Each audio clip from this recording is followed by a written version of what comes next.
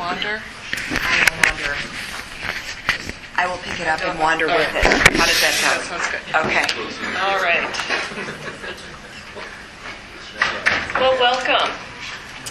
It's my pleasure to introduce Dr. Christine Osgood, and she's going to tell us about feeding the soul before they go. And I would just, I'll introduce her, but then I would like to pray after that. Dr. Christine Osgood has been working and teaching at Bethel University for the last 17 years in a variety of areas, including the undergraduate psychology department, as well as the Center for Personal and Spiritual Formation at the seminary. Currently, she teaches a course on personal and faith formation. In addition, Christine has started the Urban Retreat, a place in the North Metro that fosters personal and spiritual development in individuals and teams. She does what she can to foster soul care so that people can function from a place of well-being as they participate in God's kingdom work. Sounds fabulous. So, Christine, let's just commit this time to God. Lord, I just thank you for the people in this room, for the people they represent that are sent near and far. The big hearts that these people must have to be here on a Friday night and to spend a beautiful weekend that we're going to have, and just hungering and thirsting for your word. And so we pray that you would open ears and hearts and minds to hear how we can feed the hunger in all of our souls. Bless this time and bless Christine. In Christ's name we pray. Amen. All right. Well, we are packed out, and pretty soon I'm going to be out of handouts. So, if you need one, here you go. There you go. And then we have an extra plate. Thank you. For everybody who came in, if you didn't get one of these, here you go. All right. Chair over here. One more here. And there's one more over here, too. You want to split up? Well, there we go. Norma is inviting you up front, folks. So, anybody wants to sit on either side of Norma, you are welcome. There we go.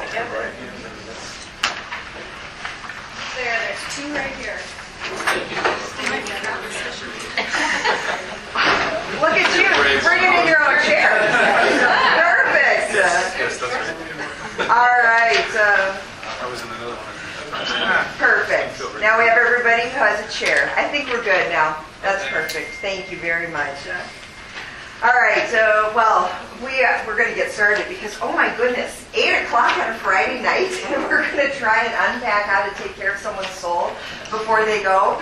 That is, you guys are to be commended. So with that, I do want to be able to begin this topic because it is so vitally important. And typically when I am working with people, trying to help them understand the soul, so that way they even know how to care for the soul, I usually have people for an entire day. So for 45 minutes and then 15 minutes of questions, we're going to squeeze a lot in. As my bio mentioned, I've been working at Bethel University teaching in spiritual and faith formation types classes as well as psychology classes. And so tonight you are going to hear a blend of the fields of psychology and spiritual formation come together because that's just the essence of who I am. I love being able to help people understand who are we as individuals, but then also to root that in a theological understanding of who God has created us to be. And so my hope is that you'll be able to have the both and tonight. Now, since the soul is kind of an abstract concept, I'm going to help us break it down into something much more manageable in just a minute here. But whenever I get asked to speak about the soul, I always think, oh my goodness, it's like going in and telling people who are from the city, I want all of you to now go out and take care of pigs on a farm. And I grew up in Chicago, and if someone came up to me and said, I now want you to just go out on a farm and start taking care of pigs, I'd be like, I don't even know where to begin. I don't even know what that means to take care of pigs out on a farm, because that is so outside of my normal repertoire. That's so outside the norm of who I am and what I've been trained and taught to do. So for us to have an entire conference on helping you help missionaries tend to their soul, I've got to get us all at least in the same farm so that we're all talking about the same thing, so that way we can all work together towards the same goal. And so the title for tonight is Feeding the Soul Before They Go. But before we can feed the soul, we got to know what the soul is. Okay? So with that, on the sheet in front of you, I love Richard Foster and Dallas Willard are going to be the two people that I'm quoting often tonight. And so if you want any good resources on the state of the soul, what the soul is, how to be able to transform the soul, go to these wonderful, wonderful authors. Renovation of the Heart by Dallas Willard will be referenced frequently tonight, as well as several of Richard Foster's writings, just from a huge smattering, so I can't even list them all. But at the top of the page there is a quote that just re-emphasizes what Scott was talking about tonight. Today, the interior life of vast numbers is empty, parched, and dry. And the reason? In our daily desperate scramble of panting feverishness, we have never so much as considered the health of our soul. Most of us don't consider the health of our soul because we don't even know what our soul is, or how to name what our soul is. Many people, especially in the Christian realm, misapply or misuse the word soul and spirit as interchangeable, and it is not interchangeable. Back in Genesis 2:7, when God breathed life into Adam, and life was brought about inside of him, the Hebrew word that talks about the life of the human that was created at that point in time references soul, the essence, the deep essence of who Adam was, which was different from his spirit. And so when we're talking about soul, the very, very, very first thing that we all need to have an understanding of is that the soul is the deepest level of life and power that was breathed into humanity by God himself. And so the soul becomes this unifying force of 6 different dimensions at least. And we're going to take a look at each of the 6 different dimensions, because you will be able to help people feed or tend to each of these different dimensions. But when people think that the soul is synonymous with spirit, then all we ever do is tend to people's spiritual dimensions, thus leaving the other 5 dimensions of the soul radically untended to. So we want to make sure that we are holistically caring for someone's soul before they go. So with that, on the page in front of you, I want to draw your attention to the wheel that is here. Now, the different components or compartments of the wheel in front of you are the different dimensions of the soul as identified by Willard in his book, Renovation of the Heart. With the caveat that on the bottom, the word meaning, I have renamed that. He typically uses the word will or choice. And so I invite you to write down underneath the word meaning, will, or choice. And that would be more in line with Willard. But I'll explain why I put in the word meaning instead of simply will or choice once we get there. But if we're going to be tending to people's souls and caring for them, what are these dimensions? I want to start at the very top of the wheel where it says spirit. And I'll tell you eventually why I put spirit at the very top of the wheel. But when we are talking about the soul, the essence of who a human is, a dimension of a human is obviously their spiritual component. When we are within the realm of Christianity, what we are talking about here is the spiritual realm that is interconnected with our divine God. And so in many circles, people talk about this being what needs to be tended to in order to care for the soul. But what you're really talking about is you're really talking about spiritual formation, helping people's spirit be nurtured into the likeness of Christ, to be interconnected with God, to find their nourishment and their support from God. And all of those things are good, but that's simply talking about their spirit, not the entirety of their soul. So hang in there with me. We're going to do a little exercise in just a little bit to help us put all of these things together, especially at 8:20 at night. Just walk with me for a little bit around the soul and we'll get there, okay? Now, the next dimension that you'll see, if you're moving in either direction, you see that there's the mind as a dimension of the soul, but it's divided into two different components. The mind, the realm of our mind that encapsulates our thoughts, our thought process, our cognition, how we internally wrestle with things and put labels and meaning to things require a cognitive thought process. And my soul, the deepest level of life and power inside of me, a dimension of that is my thought, is my thought life, is what I cognitively process inside of me. Now, the other component of the mind that is part of the soul are our emotions, the things that we feel, the things that we experience, the sensations that are inside of us. And frequently, our emotions are tied to our thoughts. And so for some people, it's really hard to parse these apart. They're like, well, if I feel something, that must be what I'm thinking. Well, not actually. What you're feeling is this long process that goes on with your limbic system and a whole bunch of neurotransmitters. We're not going to go there. It's your feelings that you are feeling, and it is your thoughts that you are thinking, and the two are often interconnected and interwoven. But the essence of who Tom is shaped and formed by what he thinks, by what he feels, and by how his spirit interacts in this world and interacts with one another. And now there's another dimension. And these I'm going to actually drop down and do both body and our social context almost interchangeably here. Whenever I teach on the soul, people are like, wait a second. I thought that soul was kind of like this inner thing that we got going on inside of us, but you're now telling me that my body is part of my soul? Yes, I am. And here, C.S. Lewis has one of the best quotes about this. It just encapsulates it right away. And he says, you do not have a soul. You are an embodied soul. And so what happens in our physical presence, in our physicality of who we are, in essence, is interconnected into our soul. My body influences my soul, and the state of my soul influences my body.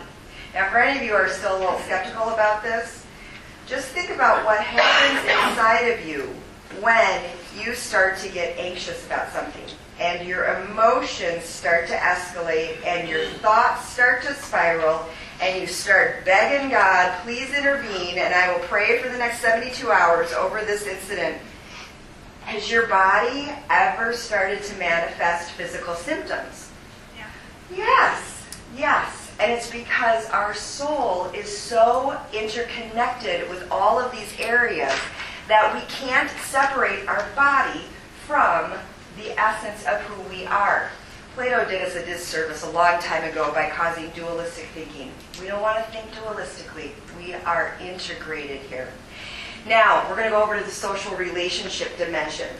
Many people think that the soul, my soul, is my soul.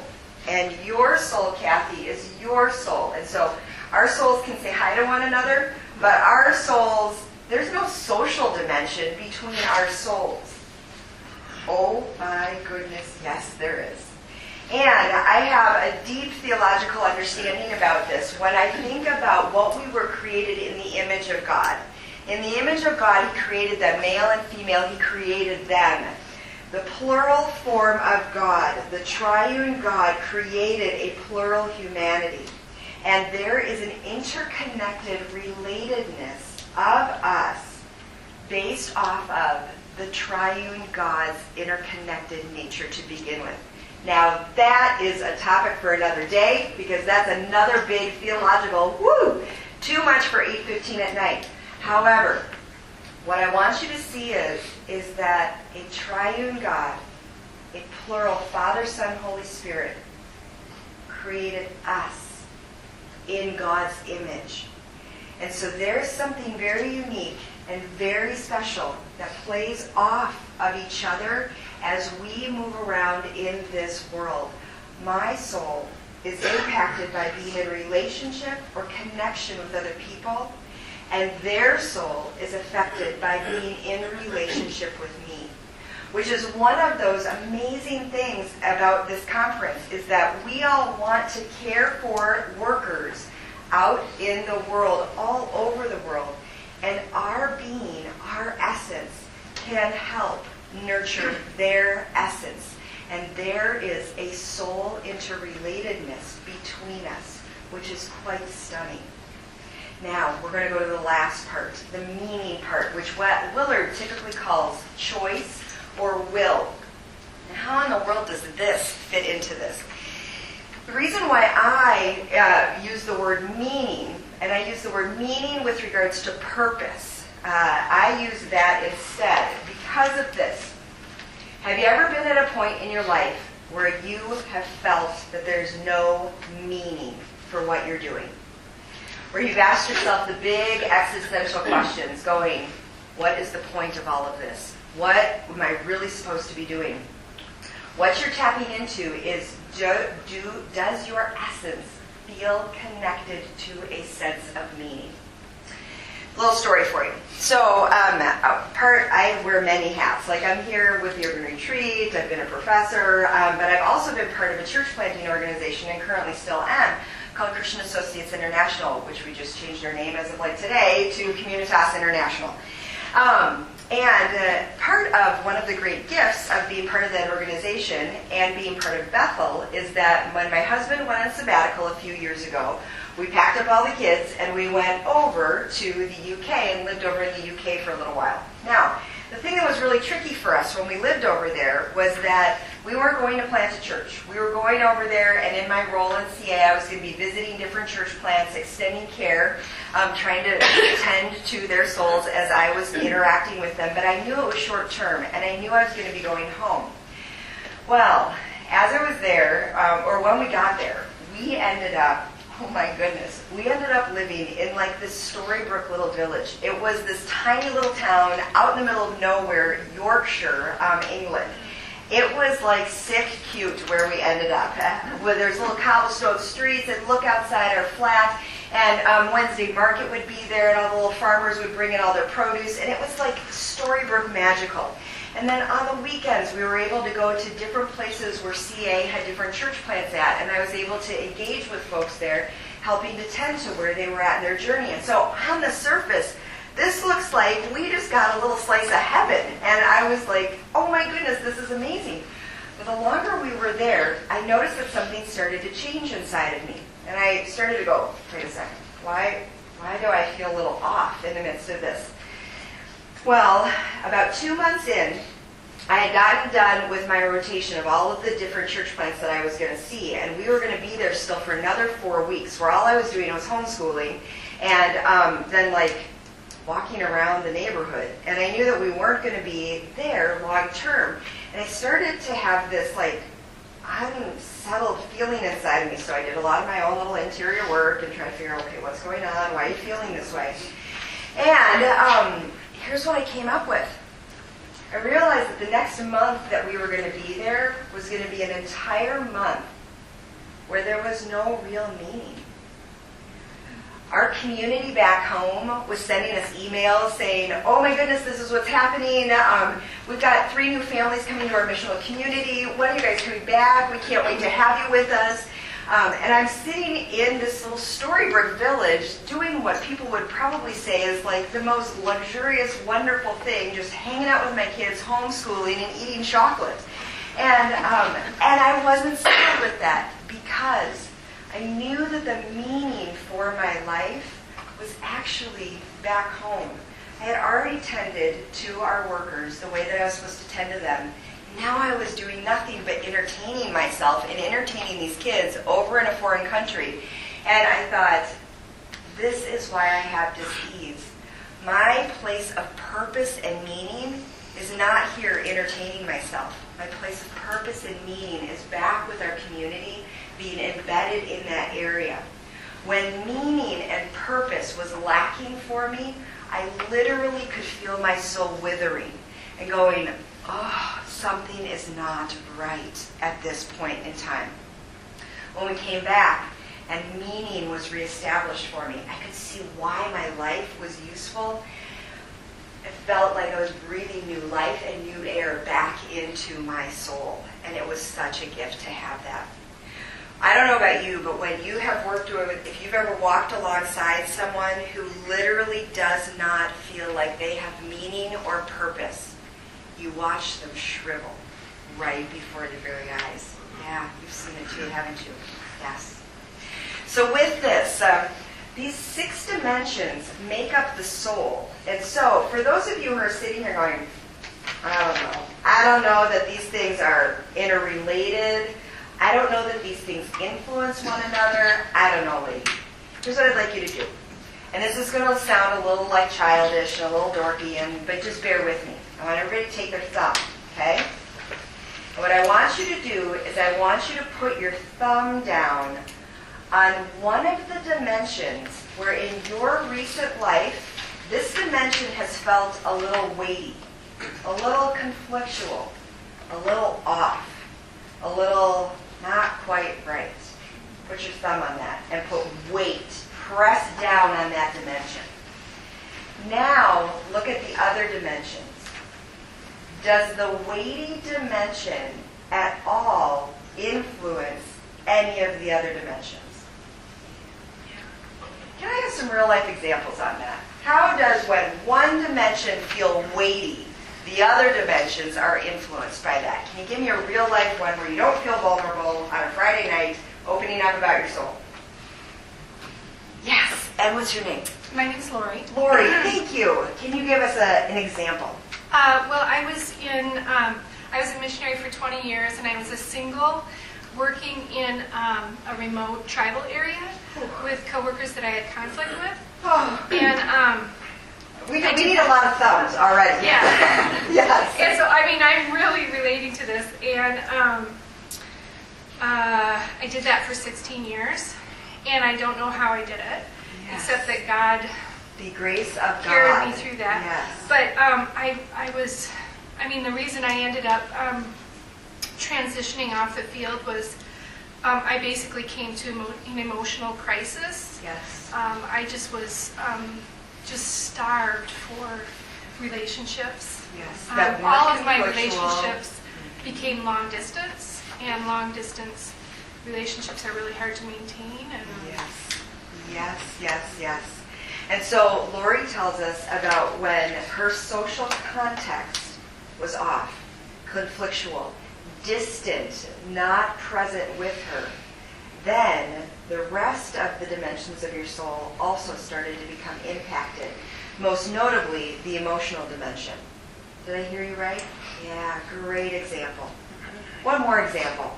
Yeah, back in the back. We were in Mongolia for 7 years, and after 2 years, we came back, and I started developing severe food allergies. And I knew from the beginning it was related to stress. And so, since we've been back this time, we've been back for 8 months, and got tested, and the allergies are gone. So we're in a place where God is healing that stress, and now He's healing my allergies. Yes. So on the surface, that's a great example of this. On the surface, we could just look at this and go, well, her emotions were feeling a little stressed. And so things were a little off for her. What's your name? Krista. So it was a little off for Krista in the emotional realm. Look how interrelated this was. Her body started manifesting physical symptoms and physical illness because of the emotional strain that she was under. This happens all of the time. One area, one dimension of our soul becomes weighty, becomes a little off, becomes heavy, and it starts to impact the other dimensions. One last example. You had your hand up, and I didn't mean to cut you off. What's your name? I'm Bill. Bill. This isn't about me, it's about my daughter. She's a missionary, short-term missionary in India, and their desire, she and her husband, and the team they took with them, was to minister to indigenous pastors and that kind of thing. She got stuck at home for a couple of weeks with sick kids. They took their 4 boys along. So she was saying, I'm not here doing what I wanted to be doing. Yes. What are your purpose? So thus the meaning portion was off. And then you probably got phone calls or Skype messages where she's wrestling with thoughts, wrestling with the emotional side of this, wrestling with the physical fatigue of trying to care for 4 little sick kids while also not being able to do what it is that she was there to do. You start to see all the ripple effects in her soul, don't you? As a parent, doesn't that just break your heart when you start to see that happen? Yes, yes, good. All right, so maybe there's a little something to this, that our soul has multiple dimensions. And each of these dimensions somehow have influence. But whenever I hear people talking about soul care, I hear people primarily talking about the spiritual dimension. And they're really, and trust me, this is a good dimension. If you're going to focus on any of the dimensions, focus on the spiritual dimension. But look at this, if you only focus on the spiritual dimension when somebody's soul is withering, what might begin to happen inside of one of your global workers, inside one of your missionaries, when every time they start to talk about what's happening inside of them, and the only way that you try to tend to them is by tending to their spirituality? How often have you been praying about this? What is God saying to you about this? When was the last time that you heard the voice of God in this? What do you think might start to happen to somebody on the field if the only questions that they're ever asked has to do with the state of their spiritual interconnection with God? What do you think might happen inside of them? Depression. They might feel depressed. Why might they feel depressed?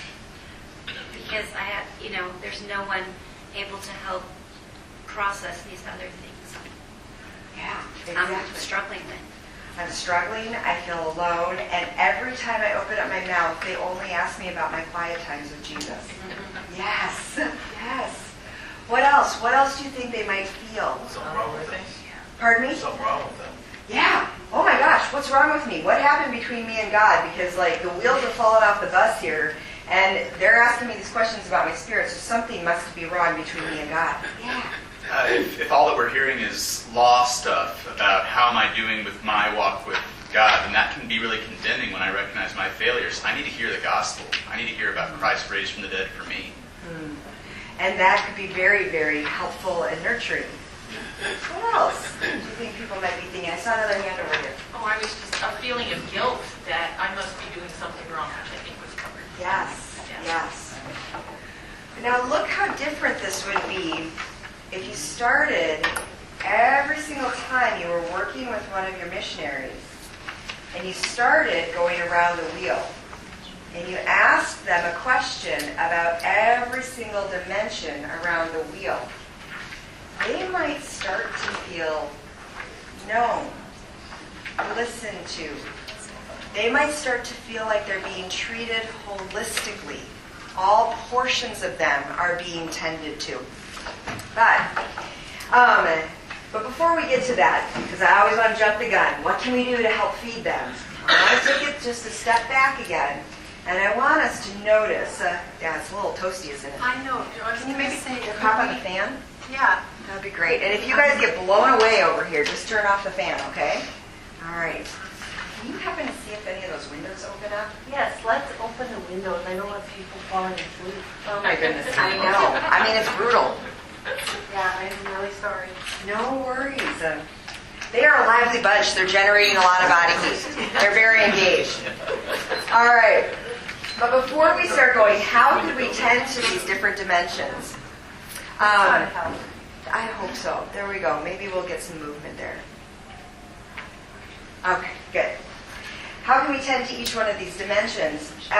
There is a couple things that I want you to start to notice, to see how the trajectory of their soul, what the direction of their soul, what the orientation of their soul is. Okay? Now, what do I mean by that? I purposely, so Willard doesn't have this image. I was like, we need an image, something that can stick inside our heads when we're looking at this kind of stuff. And so I worked with a graphic designer to put this together, and we purposefully tried to make it also look like a steering wheel, okay? So now I want you to think about like 10 and 2, putting your hands on 10 and 2. What's the very top of the steering wheel? The spirit, okay? I have this like personal bent that actually nurturing the spiritual formation of a soul is profoundly useful. It is, I would even go so far to say, it is the way that you are supposed to, the trajectory of your soul nurturing should happen via the spiritual realm. Now I realize I'm in the midst of a bunch of Christians, and so it's easy for me to say that. But when I teach out in the world, outside of Christian circles, there's a lot of people who look at this and they go, no. My steering wheel likes to have the body be the trajectory that I'm steering my soul's ship down. And I want you to take a look at this. What kind of soul do you think would start to manifest in the world if the soul was being steered in the direction of the most important dimension was the body? What kind of person, what kind of soul would we be looking at there, do you think? Self-fulfillment. You want to take care of your own needs. Yeah, very much so. And actually, that could happen with a lot of these. Very self-fulfilling. Now, what else? If the body was the most important dimension to a person?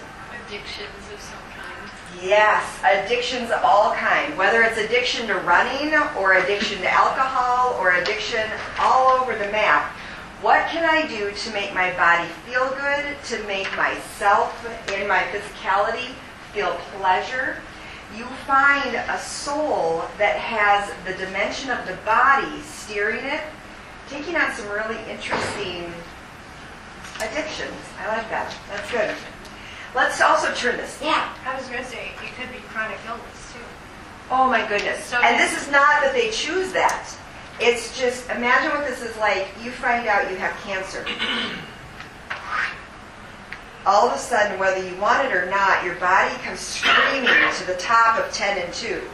And you are realizing that my essence, the deepest level of who I am as a human being, now is being steered by what I am dealing with in my physical body. Now, for some people, that is, they can still navigate this well, but for some people, they get lost in the chronic physical illness because it is so all-consuming.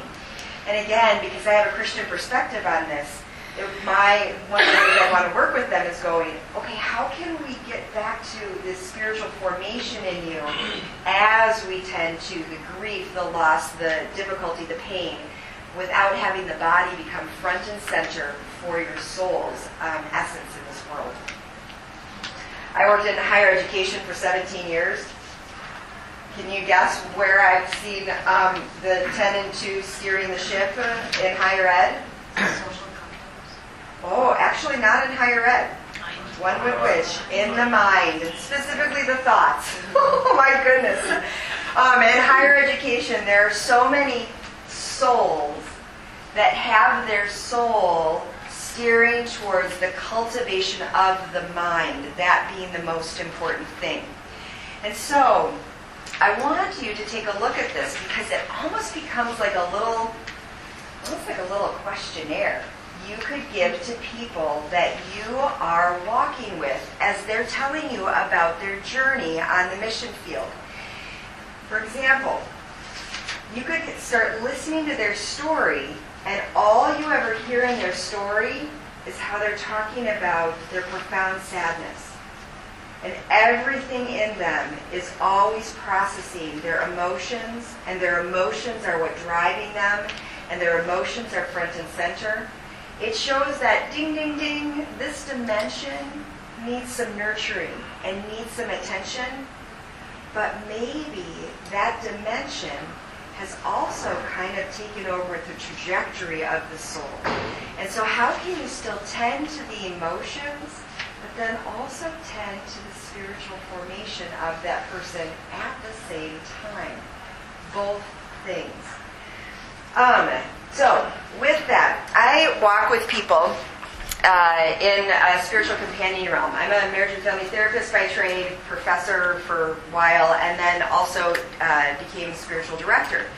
And so and I meet with people on 3 different continents via Skype, and all I do is I listen to their stories of how God is at work inside of them and how God is moving inside of them, shaping them, drawing them in.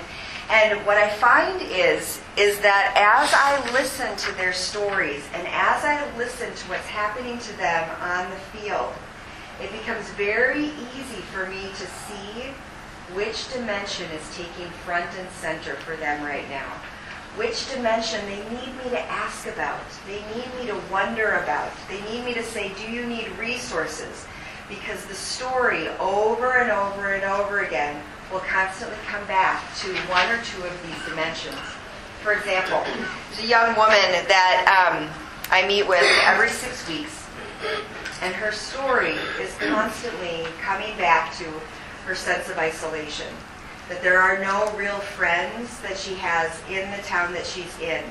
And the people that she always gets to know that relationships start with, they all move away because she lives in a very metropolitan area where it's very transient. People come and they go all the time. And until this particular dimension of her soul feels tended to, she talks about feeling stuck. She talks about feeling stuck with God. She talks about feeling stuck in her ministry because this is so profoundly painful for her that she does not have friends in the area that she's in. Easy then for me to go, ding, ding, ding. How can we be that intentional with regards to her relationships?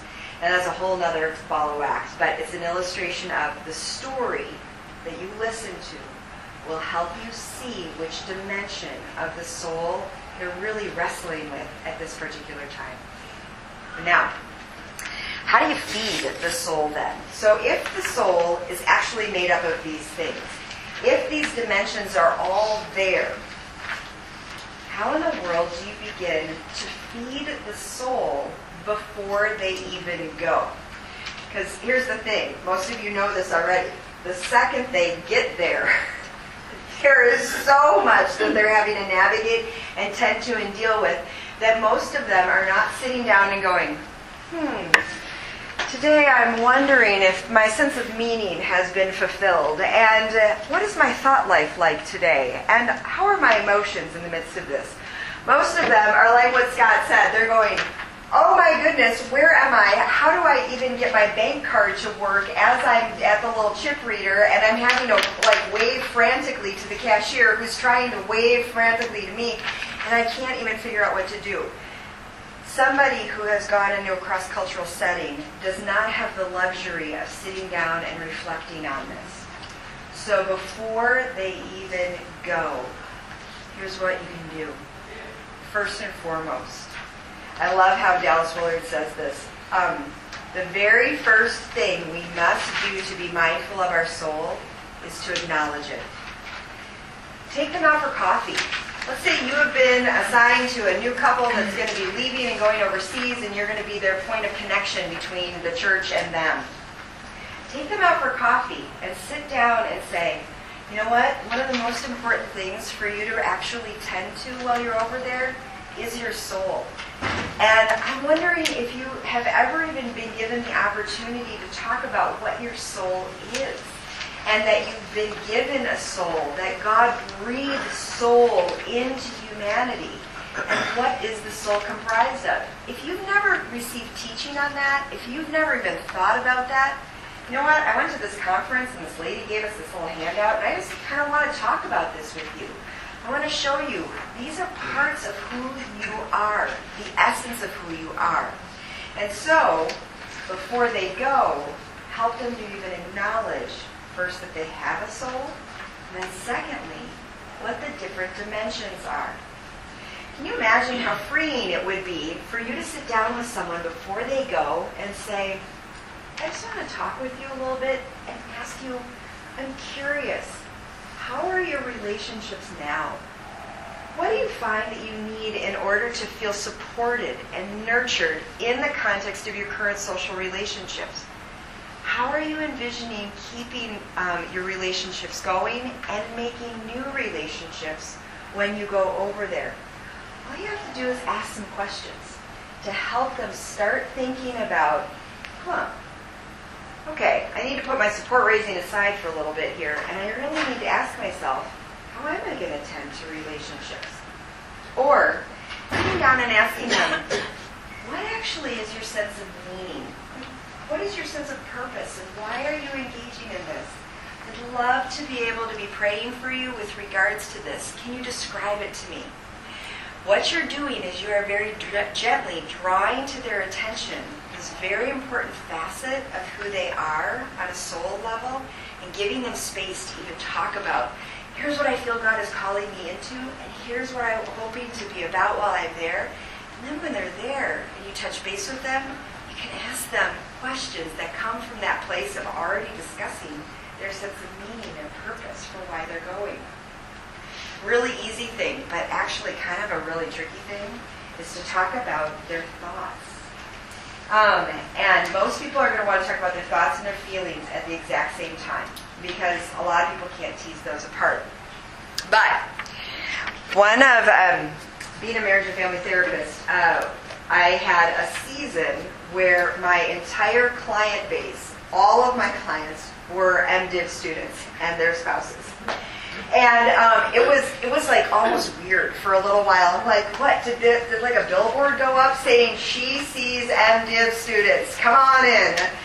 And couple after couple after couple came in, I'm not kidding you, in an 18-month window and said almost the exact same story.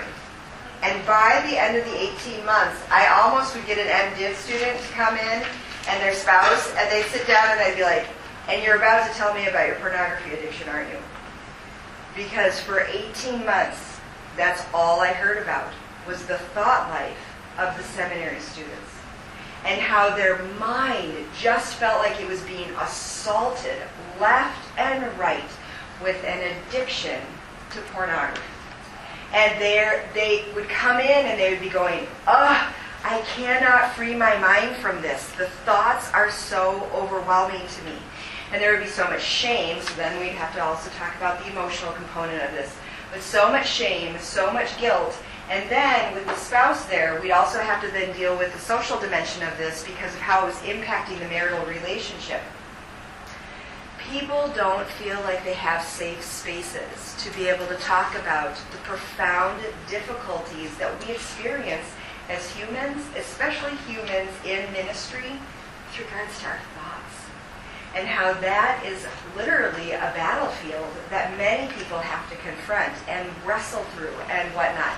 So if you take someone who is going to now be put in a cross-cultural setting, and they have this enormous component of their thought life is running wild, and they get into an environment where the environment just presses in upon them, how in the world are they going to be able to talk about their thought life once they're over there feeling the wet pressure and the weight of that? For you to be able to ahead of time ask them, what does your mind focus on? What do you find yourself wrestling with? What are some of those things that are really tricky? Because imagine what it's like to be able to resource them before they ever get over there, if you come to find out that they really have a profound addiction of some sort that they need to be able to tend to. But if we only see the soul as their spirit and say, in order to help you go, I'm going to help you nurture your spirituality. We're going to pray a lot together, and we're going to talk about how you love God, and that's all we ever talk about, then some of these really, really important pieces don't actually get tended to before they go. And then it gets exacerbated once they're there.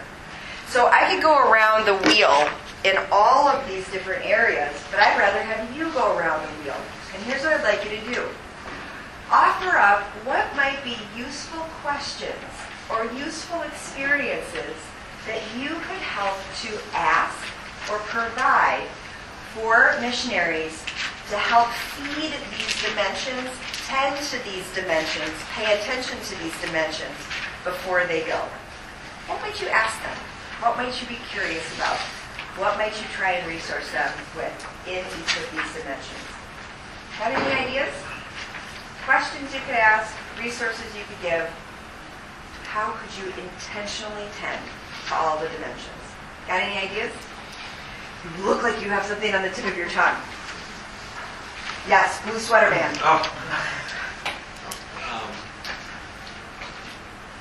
Lots of things. I need to sort it out for a minute. Okay, I'll go back you to- sort. I can't wait. And you just had this look of like, I got a lot right here. Other people. I'm wondering about the lady you've been mentoring on a 6-week basis. You know, what her social relationships were like before she went. Did she have a hard time making friends? Did she idealize friendships? Did she struggle with friendships? Did she felt lost in friendships? I would ask questions like that Yeah. before I left. And it would be so interesting then to be able to hear, okay, what were you like before and what is it like now? In her particular case, she had this lovely community where they literally, they met regularly, they prayed for one another, they watched each other's kids. I mean, it was like fantastic. And so now she's there. And the absolute lack of that, it's even more excruciating because she's tasted the beauty of community and now does not have that. But awesome questions to ask. Wonder about what was it like before you got into this setting? Great. Good. What else? Oh, he's coming out. I would ask, when you're having a really good day, what gives you meaning? What gives you life? What is life giving for you on a really good day? Yeah. Oh, that's so great because you get to see where do they come alive. What is something that they totally enjoy? What is it about the kingdom of God and being part of it that they're so excited to be able to be part of? And then the beauty of Blue Sweater Man's question, John, the beauty of John's question is, look at what it does. It turns the situation to something positive. You see what he did? Instead of going, how are you not feeling meaning right now? Instead you go, where do you see meaning? And where is it that you feel like you are part of something meaningful? And then what that does is it causes the person in their own mind to look for that which is positive, to look for that which is life-giving. And that in and of itself is actually a therapeutic intervention. Are you a therapist?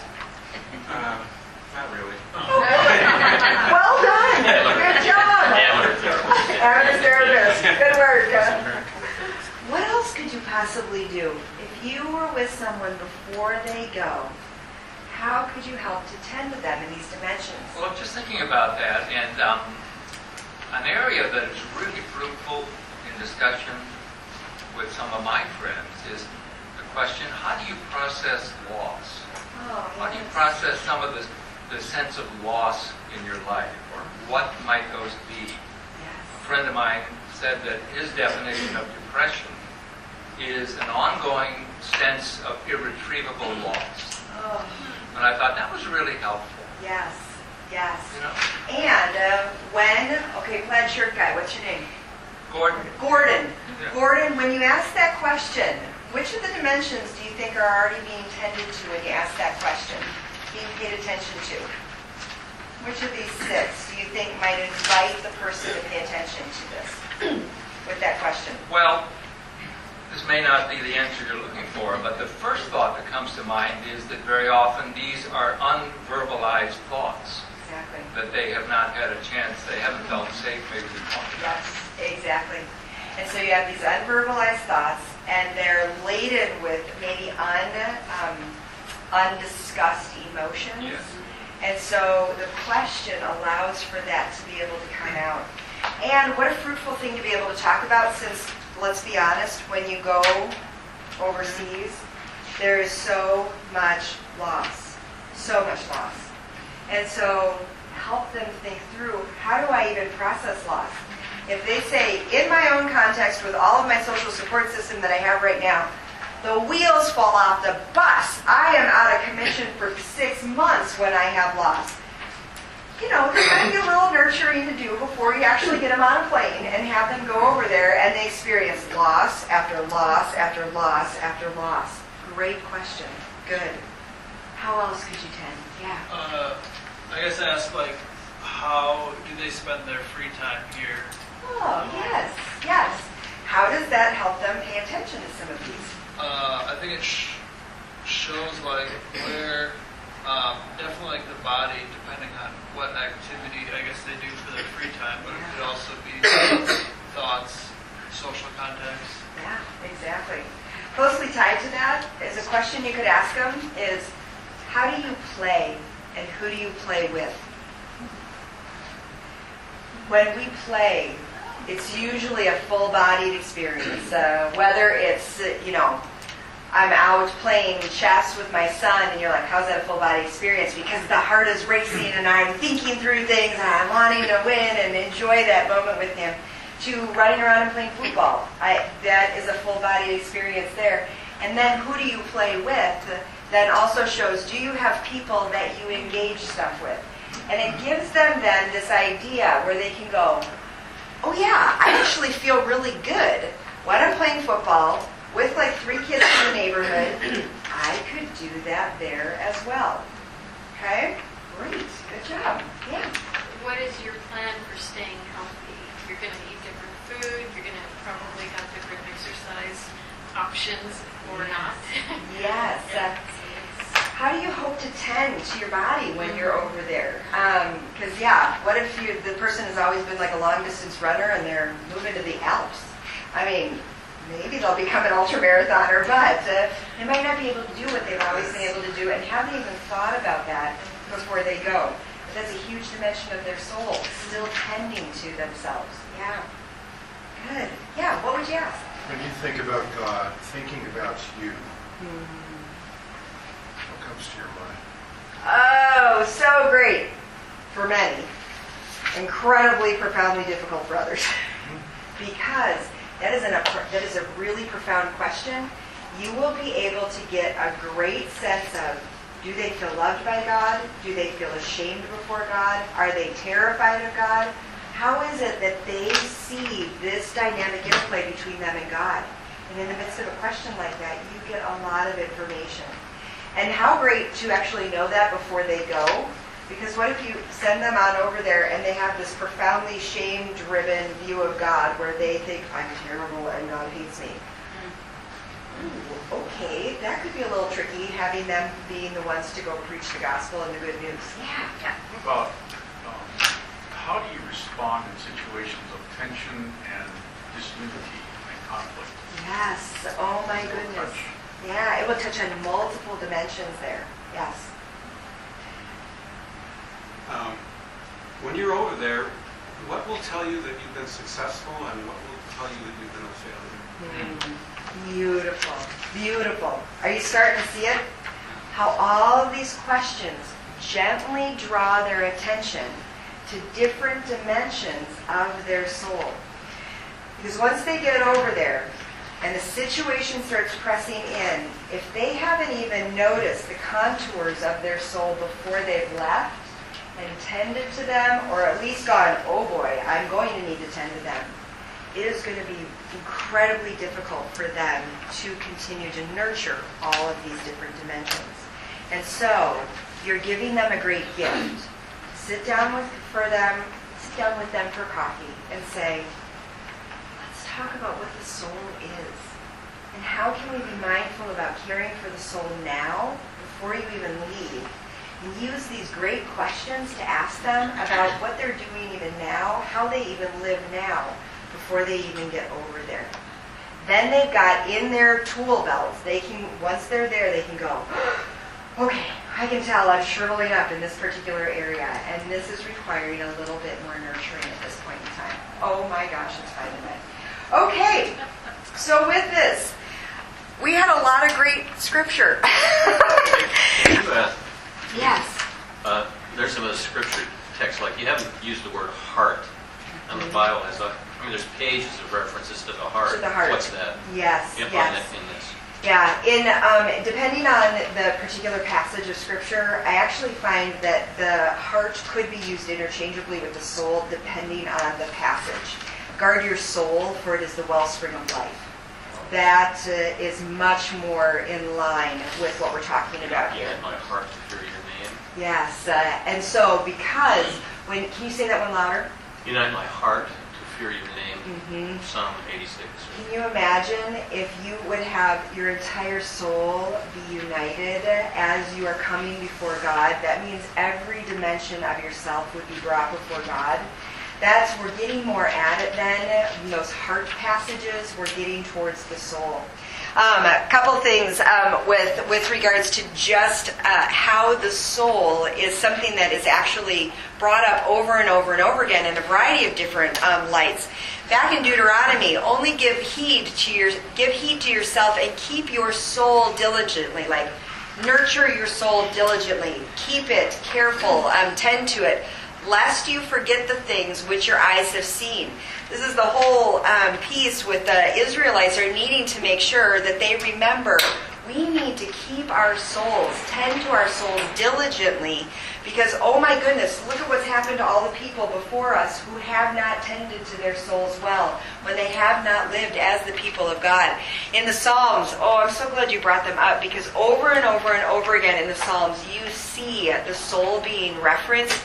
And often when the soul is referenced, it's talked about as a longing, a yearning, a desire to be interconnected. It's almost like the essence of who a person is crying out to be interconnected with the essence of who God is, which would make sense since we were created in the image of God, and a portion of us reflects that. We are desiring to be interconnected and linked with God. So of course our soul, the deepest level of our life and power, would thirst to be interconnected with God. Oh, I love this passage, and I know that Jesus is talking about the Pharisees and how they had such a burdensome religious thing going on back in that day. But look at this. Take my yoke upon you and learn from me, and you will find rest for your souls. The entity of who you are, the essence of who you are, the deepest level of who you are, when it's yoked in with me, will find rest. Coming back to, I think, something that Coulter referenced earlier. To be interconnected with Christ, to be yoked with Christ, is where our souls will be most at rest. Just think about that for a second. When have you personally felt most at peace, at rest, where who you are, the essence of who you are, feels alive and good and pure? Is it not when you are interconnected in a profound way with Jesus? Amen. Isn't that it? Oh my goodness. And so if we are wanting rest for our souls, there is this opportunity to be yoked with Jesus and find that.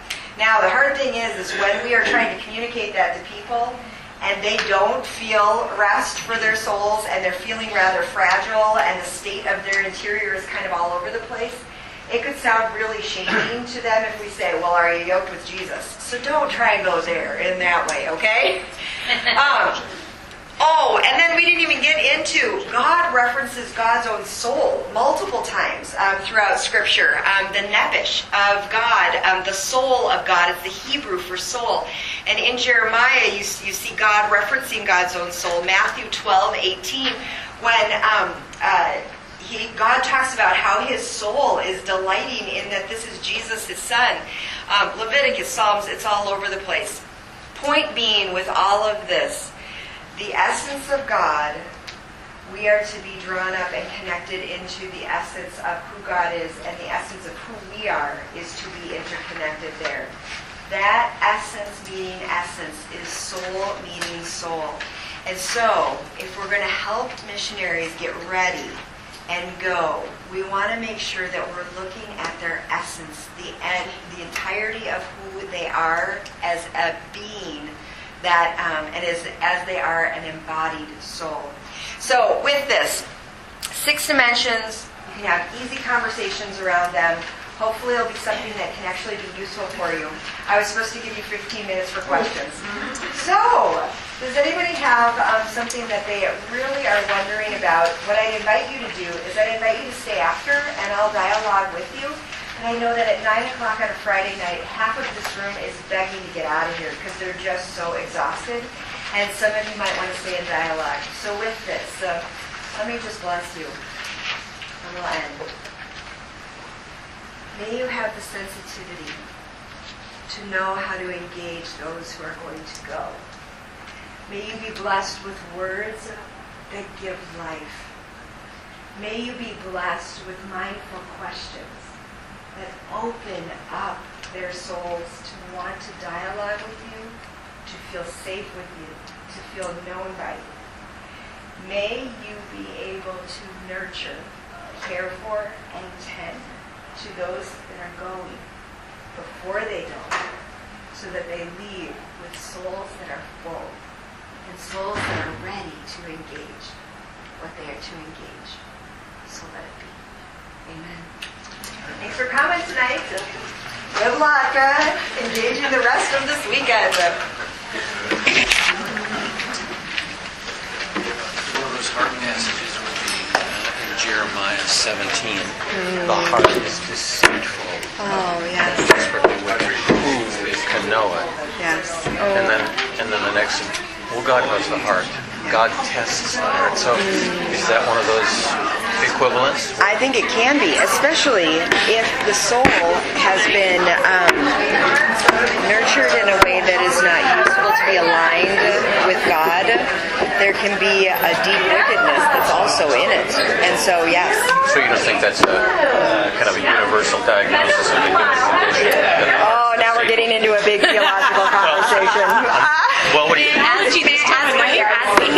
Well, it runs all the way through Scripture, but in Jeremiah 17:9, I think it is, the heart is deceitful and desperately wicked. Who can know it? And verse 5 talks about the man who's cursed because he stops trusting in God. His heart turns away from trusting God, who trusted himself. And then in verse 9, so at the beginning and the end of the paragraph, there's this double reference to the heart. And then there's this question, who can know it? Because we can't know our own hearts. God is the only one who can know our hearts. And he tests the heart. And it appears that testing is a good thing. That's a good thing for God to do to our hearts. So that he might reveal himself. I mean, he might reveal to us what he knows about our hearts, namely their desperate need. That's my thought. So again, is that the universal condition, or is it just a poorly managed soul? So this is good stuff. Do you think that it could be both? Do you think that it has to be one or the other? Do you think that someone could be and have a soul that is not inherently wicked? It's not what? Not inherently wicked. What do you think? Well, in the context, it looks like it's universal. I don't think Jeremiah has. I mean, he's looking at Judah and saying it's certainly true nationally in Judah, because instead of trusting covenantally in God, they're dabbling with Babylon and Egypt. So let me ask you this: if it is universal, and the heart of the soul is universally wicked, do you think? What do you think is the? Do you think there's even hope that the soul or the essence of a human can be transformed? Not inherently. Not if that's true. So that the soul would stay wicked. Apart from grace. Okay. Yeah, and I think that's what Romans 2 says, and that's a quote of one of the Psalms.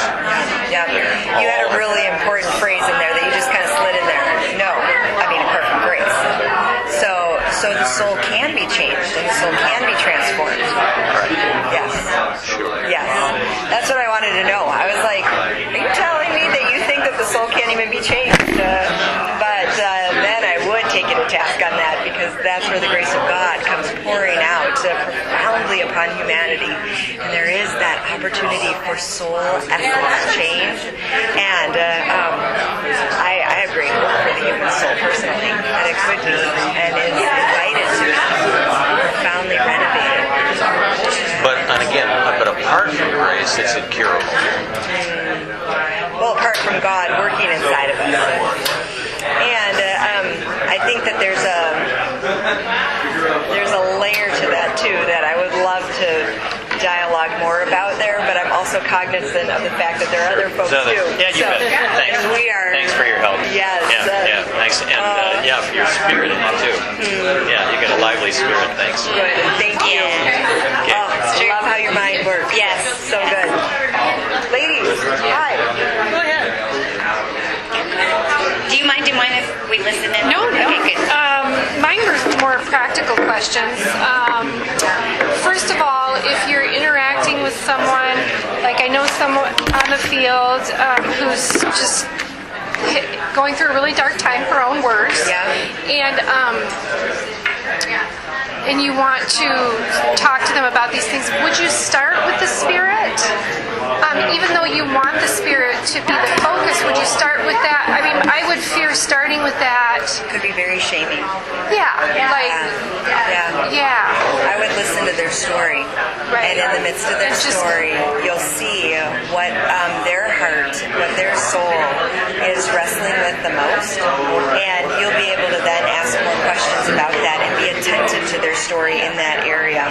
And instead of dictating where to go, start where they go. Does that make sense? Yeah. Because, I mean, even the questions we were talking about, I could think of some right away to pursue right away with her. Like, what losses are you experiencing right now? Because she's let little moles pop up. Yes. Like, she thinks I don't. You sometimes think, oh no, you don't want to hear about that. Yeah. Like, but so she doesn't think I'm going to pursue them. But that's a beautiful thing to be able to pursue, and then say, "Can you tell me more about that? Right. What does that do to you emotionally when these losses keep happening? What are you thinking now about being there and about your decision to move abroad, and how is that affecting you?" And that's where the real conversation will happen. But I have to be honest with you, once you start getting into deep places like that, your own presence needs to be ready to receive some of the deeper conversations, because it can be very overwhelming hearing how difficult it is. Okay, so this kind of leads into my next question.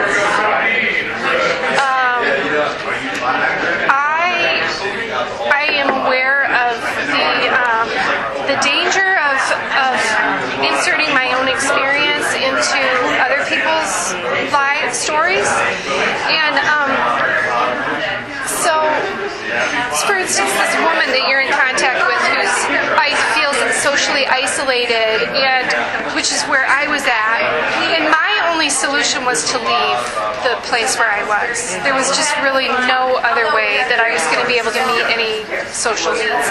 So do you tell her okay, what if you what if there aren't any solutions for them in that where they are? Like, when do you start to say, you want them to come to that conclusion themselves, right? Right. And so there's the beauty of... But sometimes people don't leave because they come to... Because maybe they're feeling that way because they want it to be different, but it's never going to be different. And they have to come to that place where they say, this is never going to be different. I'm going to be staying here. I have to accept that. And then I have to find some way to work with it, So basically, what my experience was, I came to the point, this is not going to change. Yeah. Can I live with it? No, I can't. Yeah. And so I guess that's kind of what you want to lead them to, too. I always like to ask a lot of questions about and listen to the wisdom that is already within them. Most people already know the answer. They already know. They already have wrestled with this internally, and for whatever reason they feel like they can't step into their own wisdom and make that choice. My guess is that's your permission. You have to give them permission. Exactly. And so when you draw it out of them, saying, well, what have you considered? What are the options? What seems like this would actually work for you? what would it be like if this never came to pass? What would you choose? And they will usually get there. And then she's not inserting her own experiences into it. Yeah. Or you're But not you know- saying, I think you should do this. Or what you're doing is you're asking the questions that you asked yourself. Yeah. Yeah. Yeah. And you'll be surprised that just by asking the question gives them permission to say the answer that they already know they need to make. Does that make sense? Like if someone looked at you and said, so what are all the options that you've considered? And you said staying, leaving, going back home. You'd be able to verbalize that and go, That was my problem, is I didn't really consider options. I was then stuck. the question becomes Because I important. thought this is where God led me. And I have to, you don't turn your back to the plow, and you got to finish. We want to be finishers, right? That's what I heard. I heard it over and over Especially if you're again. a task-oriented person. That's really hard. It's very hard. And that happens not even on the mission field. That happens in life. So until I came to the point where, first I came to the point where I realized this situation it's killing me, like spiritually in every way. And later, then I realized, well, my allegiance isn't to a location on the globe. My allegiance is to Jesus,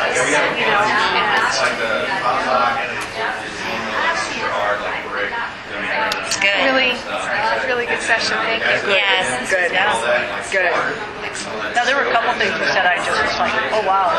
Not even people that are missionaries, just people that I have relationships with. And I go to a burn support group because my husband's a burn survivor. And there's a woman there who she's stuck. But you said something, and it was just like, that is so her. It was just, and so I thought, oh, okay.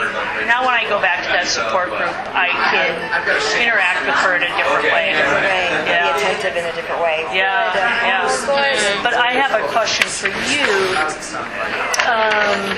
I'm not really sure how to rephrase it, but we have a young couple who is raising support right now. They're really struggling to raise support.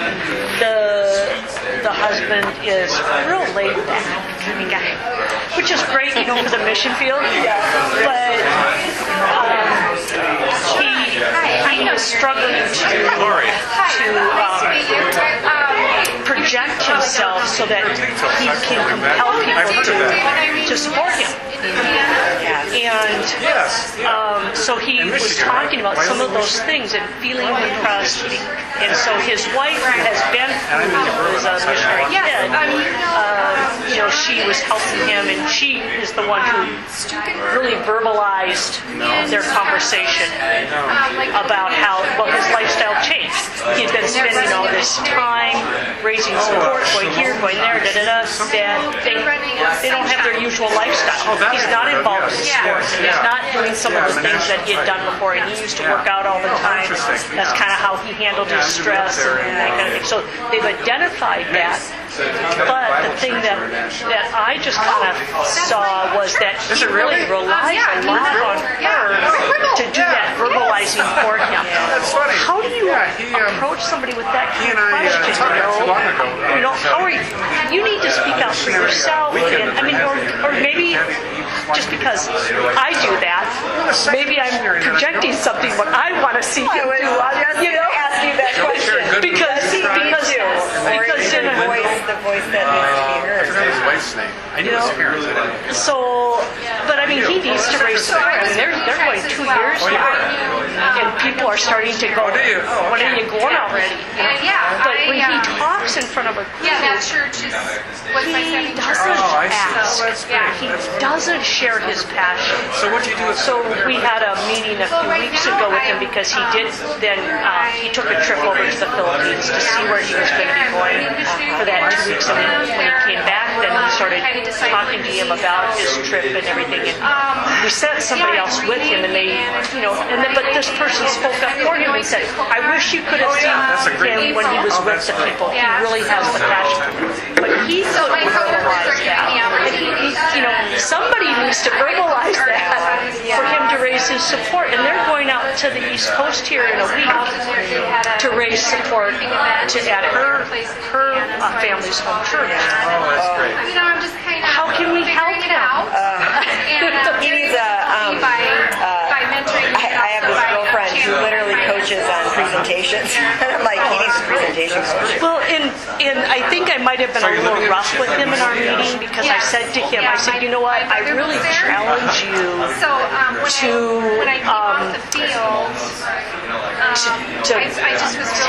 look at people who are persuasive. I said, I really challenge you to figure out a persuasive speech. I said, because you haven't persuaded me. And I said, and I know you, and I know that you should be going there. But I said, you haven't persuaded me. And you know what? For a shy guy, was I too hard? Was I really? I mean, people. I really felt guilty afterwards. I felt like, oh gosh, I was so brutal with him. You know what? Since he's such a shy guy, he will most likely never be a persuasive public speaker. And so you've asked him to do something that he's probably not wired to do. But if you asked him, tell me what you love about the Philippine people, the Filipino people that you're going to be working with. Can you describe to me what is so exciting to you about going? What is it that you experienced when you first experienced that call that you're supposed to go? Can you tell me that story? That's where he'll come alive. And if he doesn't come alive, then the next question is, do you really want to go? Not very well. And at this point in time, 2 years in, if nobody's actually asked him that, he might feel like, I can't tell anyone now that actually I don't want to go. So I guess I would go a little different angle. Well, so different comments through the group did say you need to speak from your heart. You need to tell us why. So different people did say you need to bring those kinds of things. But we've never asked him. If you ask him, what is it specifically that makes you want to go? And someone like that might do much better in like a Q&A, bikes up front. Well, it's funny that you mentioned that because then the pastor did interview him up front in the front of the church. And afterwards, our group said, boy, now we're starting to see a spark. So maybe that is more of a nastiness style. Well, I'd really like to see him not come. I'd like to see him come to the meeting, but not with his wife. I'd really like to see that because he really relies on her a lot. In the last meeting, she said, you know what, I'm taking care of the kid. You got to answer the question yourself. So it was brutal. It was. But we told him, we said, we want you to experience the difficulties here before you go. We don't want you to experience those difficulties once you get there. So. Maybe he just needs a little more time. Oh, what a conundrum. But this is good. This will really help a lot. Great. Thank you. This is excellent. I have so many questions, but I'm not going to ask them all. But so mine is very simple. What does it mean when meaning? And they said put right will or choice. That's what Dallas Willard uses instead. He talks about people's will, or the way that they choose, is a dimension of their soul. And so, and how did you come to the meaning? Because choice feels very. Mike had some. It's Crohn's disease. Choice feels more like a task that we do to carry out meaning. And unless you have meaning nailed, like you understand what your life is being caught up in, you don't really know how to make choices that align with that. I got to get that started. So I kind of feel like you got to put the horse before the cart. So that horse is the meaning that's going to pull you into God's kingdom work, and then the choices support you moving in that direction. So it's just a semantics thing, I think. I think Willard and I are talking about the same thing, but I guess I'm more interested in brothers, but it applies. what is the Yes, purpose memoir, of your but it's existence, and intended then for I feel like I'm missionary glimpsing your soul Yeah, no, instead of. Tell me about your I'm going to be choices. starting a blog. Your choices are what you do to live out. I'd be very interested. So you would, in that. meaning and purpose, I'm you would also say, are thinking of are starting a interchangeable. blog. Meaning the My purpose. coworkers. And then my is, just one more question is, working with me. because usually when I think about it, people break it down, you know, the most general body, soul, Right spirit. now, I'm trying to develop And the so daily discipline. why of not writing. that? Like you're saying, this is more. I just think this is more Yeah. complex, Yeah. more robust. Yeah. And Well, it also delineates things that people Yeah, don't nice to meet usually you. See delineate. you around here. Body, mind, spirit. When you say Yeah, body, I soul, saw spirit, his what name do and you read recognized there? his name. And so this And I helps know, them parse it. I thought and I say, knew somebody that okay, you would know. This is what I'm wrestling But with right now. Calvary This is Bible what I'm Church needing is to an tend to. asset. This is that Or portion of my percentage. essence that feels a little off. It's easier for us to name if it's not just ambiguous. But so you're putting this spirit on the same level as all of these. Well, It's fun have a good evening. We'll see you because tomorrow. we are in a Take care. and we are. This is all of this together makes up our essence. But this is also why I put our spirit at the top. Because I want that to steer the ship for how our essence is going to be taking shape in this world. So, but, I mean, think about this. When this is either on or off, it has as much influence as this. And as to how we respond in As life. to how our What you say, our essence is. trajectory and all. Okay. Yeah. It's so good. It's food for thought. I mean, like really, thank you. And okay, one last question. The CSA. Have you ever heard of the Cerny Smith stress assessment? No. Okay. So I'll ask you. You won't be here tomorrow, will you? Or will you? No, because you have your. I've got a thing. That's right. Yes. Okay. Well, do you mind if I email you at some point? Of course. Yeah. Just because I'd be interested about it. Especially when you're in town visiting Con. Come on Oh, over. thank you. I wish I could do it more, but thank you. Bye-bye. So I'm just wondering about the verse about, love the Lord your God with all your heart, mind, soul, and strength. Like, how would you place heart and soul in that? Well, first of all, you also have a very specific translation of that, and so, and I don't know that this was. Let's see. Oh yeah.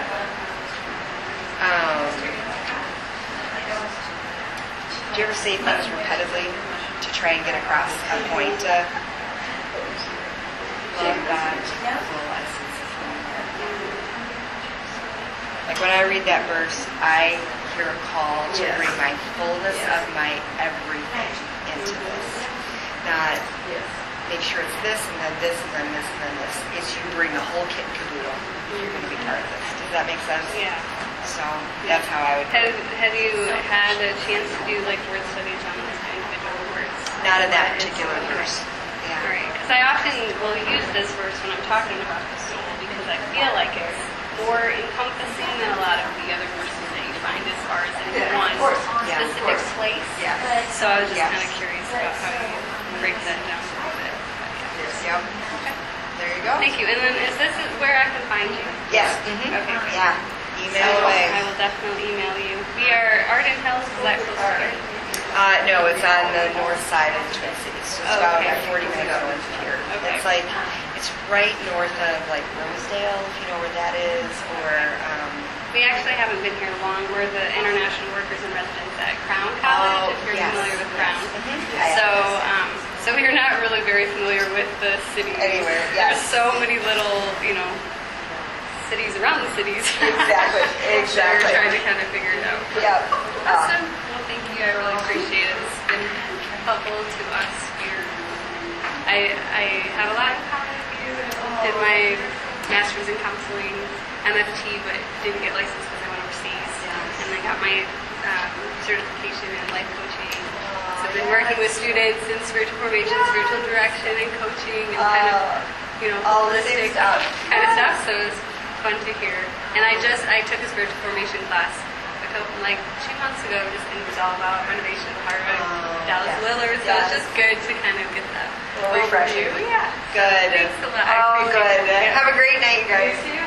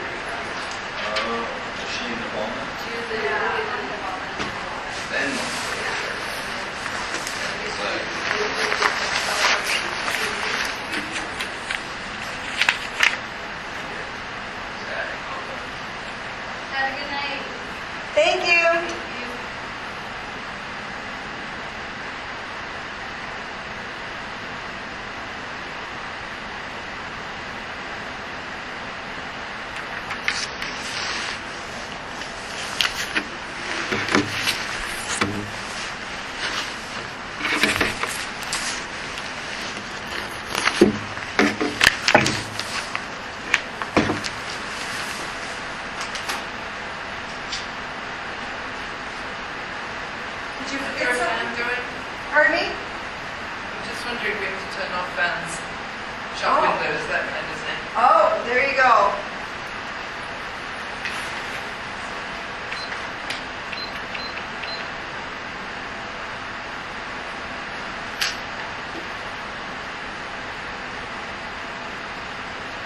Are you part of the committee? No, I'm not in the committee, but I work at Bethany. Okay, so So do you I'm know thinking- what that little voice recorder is supposed to do? Okay. I think someone was supposed to pick it up, so I'm just gonna leave it here because Are you on the committee? I'm not, so, yeah. Yes. So that's what this is? Yeah, well, presumably someone.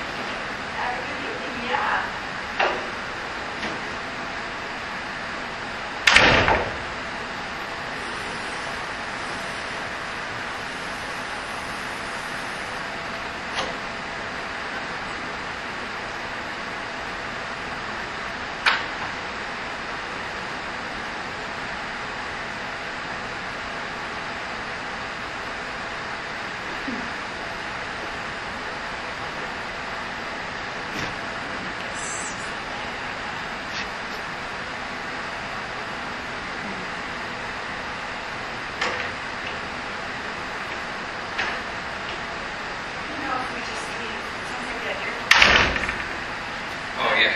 It is set with the room temperature.